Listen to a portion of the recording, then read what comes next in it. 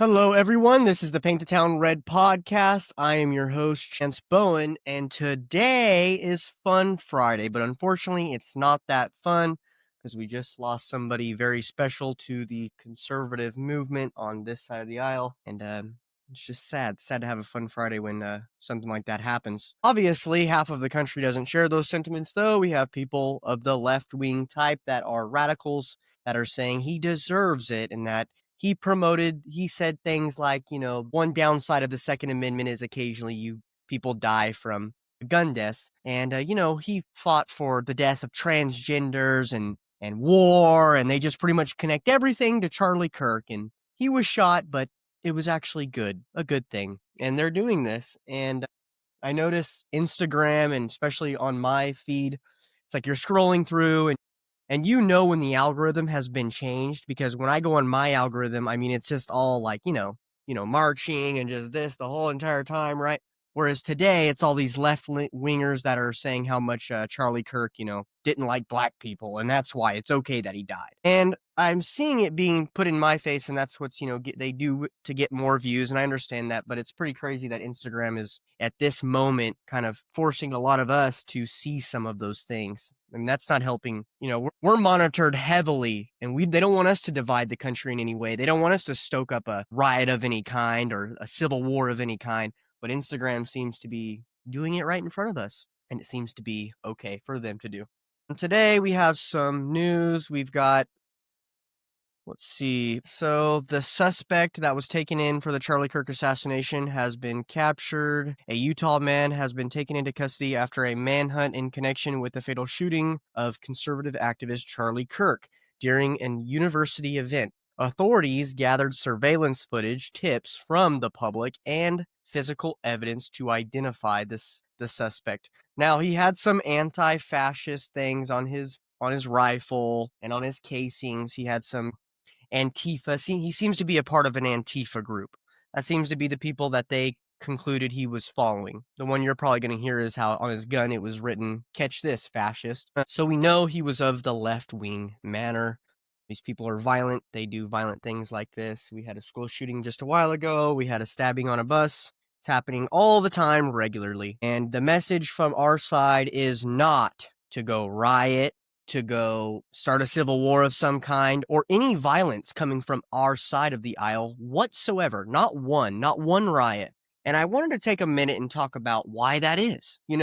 The reason why that is because our side of the aisle, for one, are Christians. We believe in God, and we have a little bit of a higher intelligence, in my opinion. And we're not going to burn our own city down. We're not going to burn our own nation to the ground because it's our nation. And the fact that there was not one riot tells you that. We don't have a flag that we pledge allegiance to. Our flag is this flag right here. That is our flag, whereas the liberals can't say the same. When something happens within their community, they riot, they burn, they raid, they rob, and they do everything that is bad. Right now, they're planning a blackout, a protest to pretty much shut our economy down by none of them working or doing any types of transactions or anything. And so they're going to hurt our system, our economy, in order to protest. Whereas our community, we don't do that. On the right side, we don't do that, okay? And this is my message to the left. Don't take this as we are weak or that we are unable to be behind a movement of any kind. You need to be on your toes in public, because the people I know, and I'm going to say this in a careful way, you need to be on your toes and pay attention to your behavior, because we're watching you. We're watching you very closely. If you're trans, gay, have blue hair, wear headphones in public while you're walking to the park, have a thin neck, you look gay of any sort, you better be monitoring your own behavior, because we're going to be paying attention very closely to you. And no, we're not going to do anything violent. We're not that stupid like you guys are. But another thing we're not going to do is go and do something stupid, get super angry, because I'll be honest with you, I'm angry. Our community is angry, very angry. But we're not going to get distracted by this. because this is a big distraction. This is what they're trying to do to us. They want to distract us with the dumb left-leaning people. The dumb left-leaning people, I don't think have it in them to choreograph what just occurred. I don't think they have it in them to actually put up a fight against us of any kind. When a natural fight between the conservatives or the right and the left goes at it, the right wins. But when it's unnatural and it's tampered with by foreign nations, that's when the left ends up pulling off wins, especially in recent times. Talking about foreign nations, we obviously have our beliefs on who did the murder and who is behind it in reality. And during the time that Charlie Kirk was killed on the exact same day, the Senate Republicans voted down efforts to release the Epstein files. Republicans narrowly blocked a Democratic-led amendment to the National Defense Authorization Act. I might have said that wrong. I don't know. That would have forced the public release of federal files related to Epstein's sex trafficking investigation. The measure failed by a 51-49 vote. Senators Josh Hawley and Ron Paul joined Democrats in supporting the release. Republicans argued that the amendment was inappropriate for a defense bill and dismissed it as political posturing.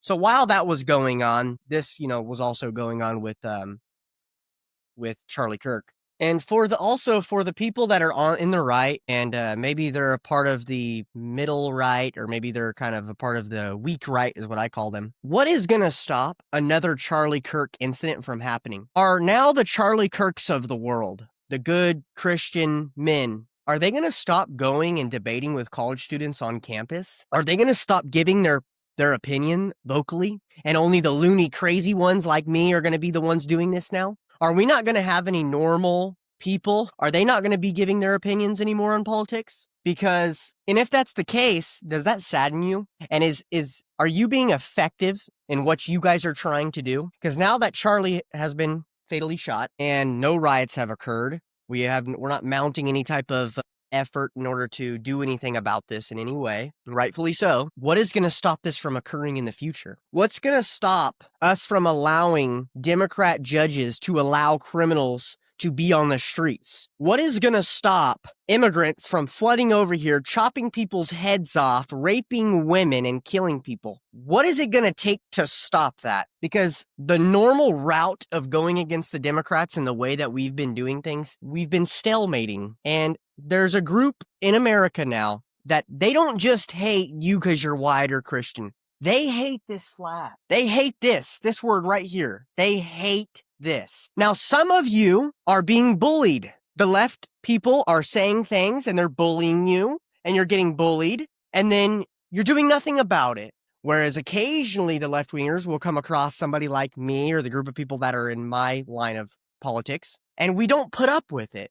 We say it for how it is, we unite, and we put up a defense against this. We attack them, not physically, but ideologically. Charlie Kirk did that. I hope that the Charlie Kirk crowd, the middle-of-the-road Republicans, will mount an assault, not physically, but in argument and debate against this group, against the anti-fascist group that took Charlie's life. And we also recognize that our unwillingness to riot and to burn our own cities to the ground, because that's not what we're going to do. We're not about that. Will be seen as being intelligent and being smart and loving of our own nation.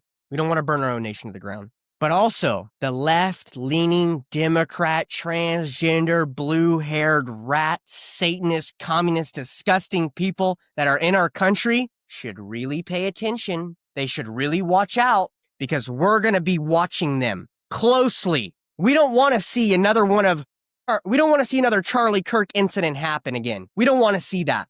So pay attention. At least pay attention. When you go on Instagram and you see your algorithm and you see the way that it is and you see them giving you these people, you got some just ghetto looking person going there going, yeah, Charlie Kirk, man, I think he deserved it, man. Because, he hates black people, dog, When you see that, realize something. They're stupid.